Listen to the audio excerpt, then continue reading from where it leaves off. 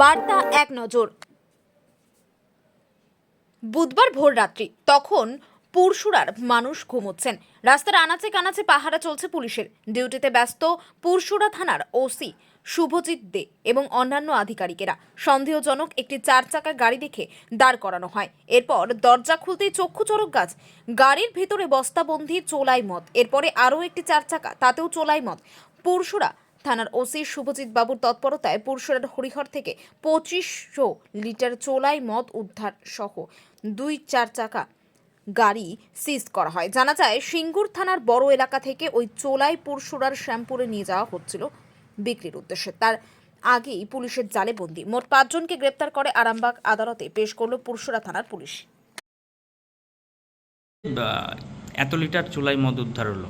আমাদের পুরসুরা থানার ভারপ্রাপ্ত আধিকারিক রাত্রেবেলায় উনি নাইট রাউন্ডে ছিলেন। সেই সময় ওনার সন্দেহজনক দুটি গাড়ি উনি দেখেন এবং তল্লাশি পর বোঝা যায় যে সেই গাড়িতে বিপুল পরিমাণে চোলাই মদ নিয়ে যাওয়া হচ্ছিল।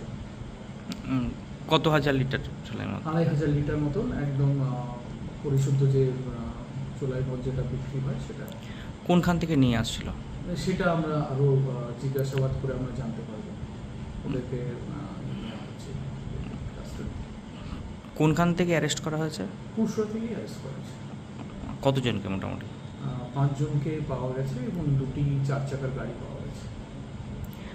বিভিন্ন থানায় তো এই রেট চলছে, আরও কি উদ্ধার হবে বলে মনে হয়?